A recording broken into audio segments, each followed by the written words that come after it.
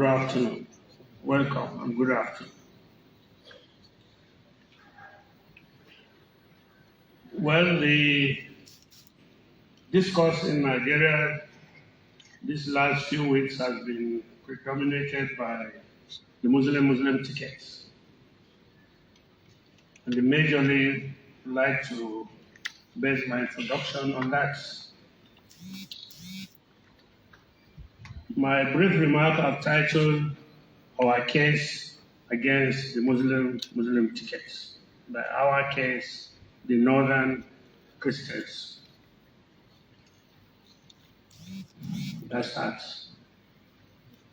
I have had friends and colleagues both within and outside the APC express some doubts and even disbelief over our reactions to the APC's Muslim tickets in the 2023 general election.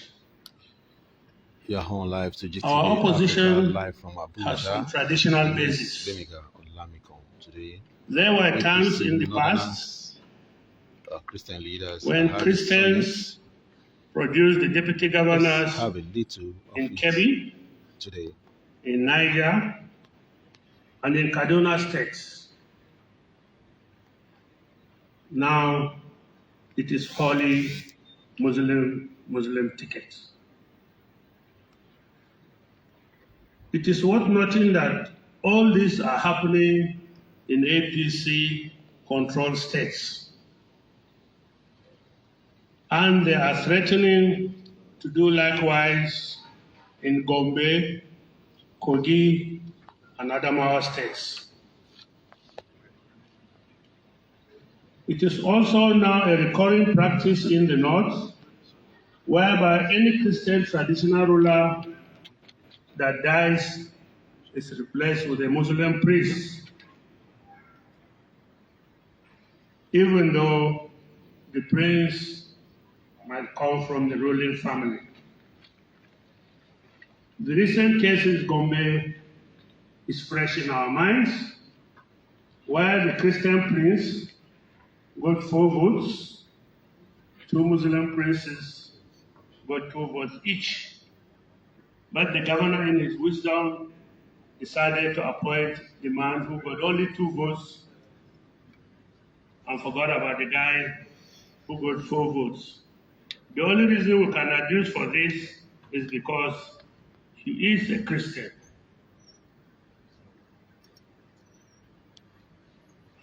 Further proof of this anti-Christian agenda in our party is that APC has completely eliminated Christians in the National Working Committee and in the National Executive Committee from the North.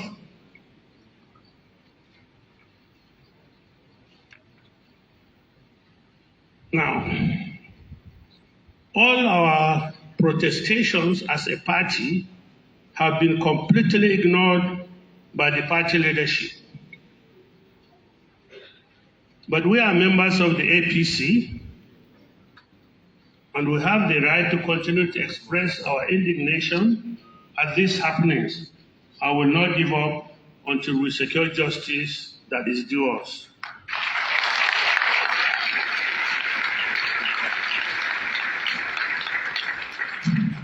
The main purpose of this historical narrative is to let you know that for the APC, the Muslim ticket has been a long-term political strategy and not a one-off decision. Thus, all this talk about competence as the reason for the choice of the Muslim vice president is balderdash and diversionary.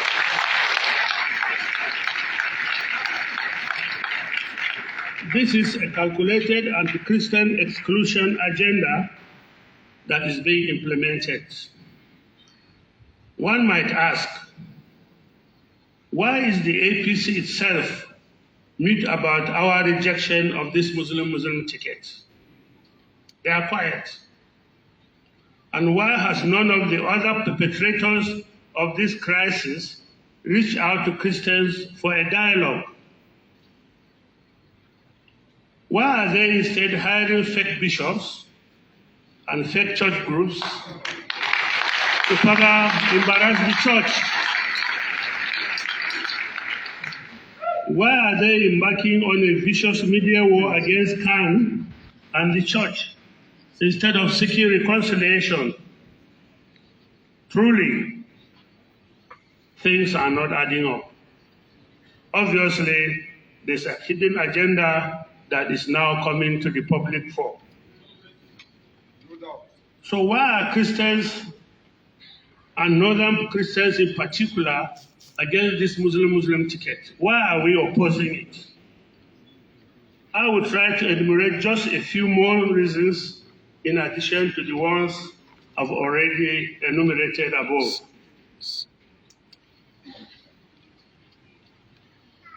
Christians see this ticket as an ascent to the current and continuing educational, economic, and political marginalization of Northern Christians.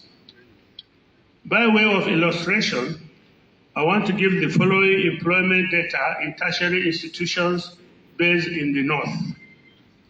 This data is for both federal and state-owned universities, polytechnics, and colleges of education. This data is public data as available on the website of National University Commission, National Colleges of Education Commission, and the National Board for Technical Education. They are public data. As of now, there are 28 federal universities located in the North. Of these 28, 23 vice chancellors are Muslims, 5 are Christians. The state universities and in the North are 22 as of today. Of these, 17 are Muslims, 5 are Christians. Now to the federal polytechnics. There are 21 federal polytechnics located in the North. Out of these, 18 are Muslim rectors, 3 are Christian rectors. State polytechnics. As of today, there are 20 state polytechnics located in the North. Of these 20, 16 are Muslims, while 4 are Christians. Federal colleges of education. Of the 23 federal colleges of education located in northern Nigeria, 22 provosts are Muslims, 1 is a Christian.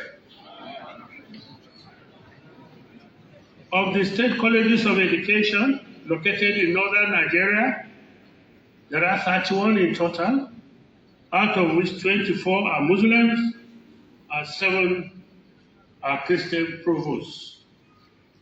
Of course, it goes without saying that employment to all positions from the registrar down to the cleaner in these institutions will be replicated in a similar manner. This scenario is what we find in all agencies of government in the North. Now, in the Federal Executive Council, from the North, there are 2 ministries headed by Christians. The Ministry of Special Duties, headed by our dear friend, Senator George Akume, the former governor, very experienced senator, former minority leader of the Senate, is heading the Ministry of Special Duties. At the time I was secretary to the government, Special Duties was the smallest department in the office of the Secretary to the Government, with 2 parastatals. In the wisdom of the present administration, they've created it into a ministry headed by a Christian, Senator George Akume from Benue State. The second ministry, headed by a northerner, is the Ministry of Women Affairs. which is headed by the Pauline Talent, a former deputy governor, and a two-time minister. He heads the Ministry of Women Affairs. By way of comparison, Kaduna State has two ministers of cabinet rank.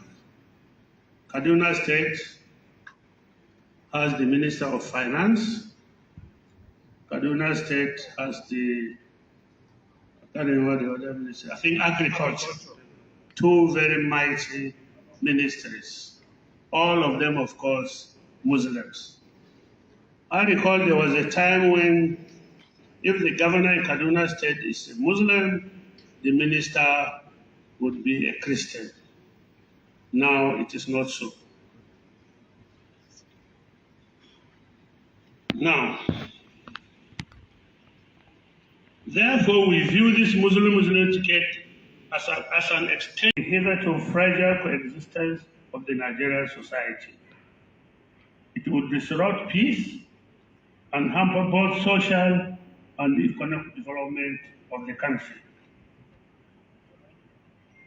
Christians, and indeed most enlightened Nigerians, are at a loss as to why people that intend to govern a country with our kind of diversity would choose this path to power. This is very divisive and must be rejected by all patriotic Nigerians.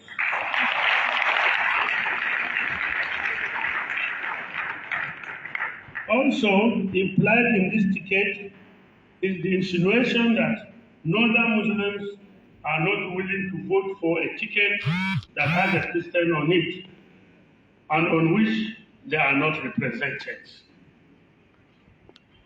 It is our belief that northern Muslims would have seen the justice in a Muslim-Christian ticket and would have given it their overwhelming support had the party been inclined to do so.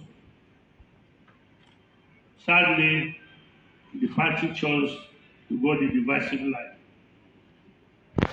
The corollary to this mindset is that Christians should also not vote for a ticket in which there are no Christians.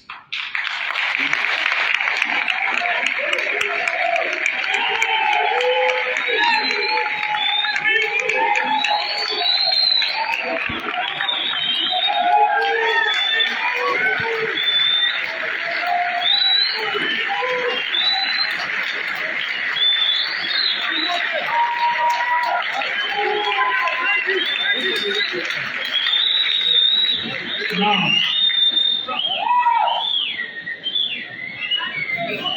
this is the message to Christians, and we get this message loud and clear.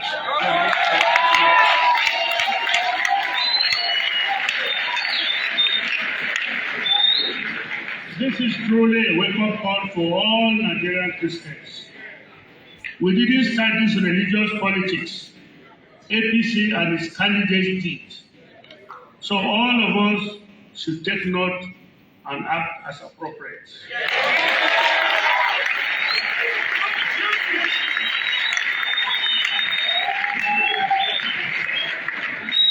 Now, I'd like to deliver a message to us, APC and our colleagues. Please spare us these sanctimonious lectures on competence and the cliche, religion of the candidate do not matter. The truth is that the 2023 presidential election will be all about religion.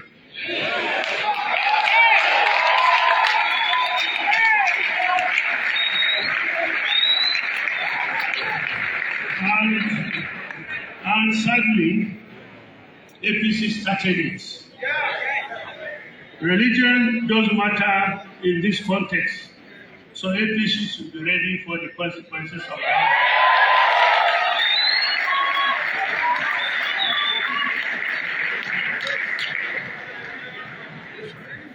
It is important to reiterate that we Nigerian Christians want to live in peace and harmony with all practitioners of other religions. We want to enjoy social and economic developments like other parts of the world, but without peace, justice, and religious harmony, this is not possible. And we are not ready to be cheated out of our rights. On our part, we neither seek to oppress nor dominate anyone or any religion. But we also will resist anyone trying to discriminate against us and our religion.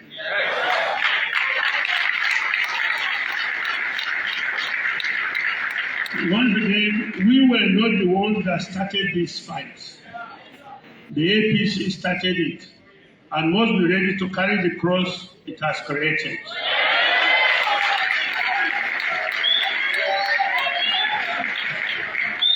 Blaming Christians and heaping insults on Khan will take them nowhere. For how do we expect Christians to keep silent when a northern state governor publicly states that they pressured Tinubu into getting a northern Muslim VP because they did not believe him to be a good Muslim? Is the VP going to be the national deputy chief imam? How do they expect us to keep silent when another northern state governor goes to Osun State and urges them to vote for someone just because he's a Muslim? Was he there for election campaign or for dawah? What can be a better example of religion in politics than those demonstrated by these governors of APC? Clearly, there is an agenda to politically, religiously, and economically suppress and oppress the northern Christian. But we are up to the task. We will protect ourselves. We will defend ourselves. And we will defend our interests. The PVC and our prayers will be our weapons of choice, and we will massively deploy them in 2023.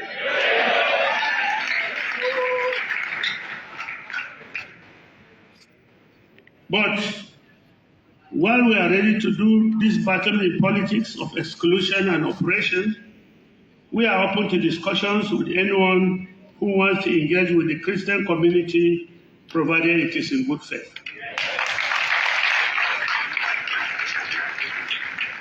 And finally, as I always do, I want to end this speech with this quotation from Romans 8, verse 31. What then shall we say in response to all these things? If God is for us, who can be against us?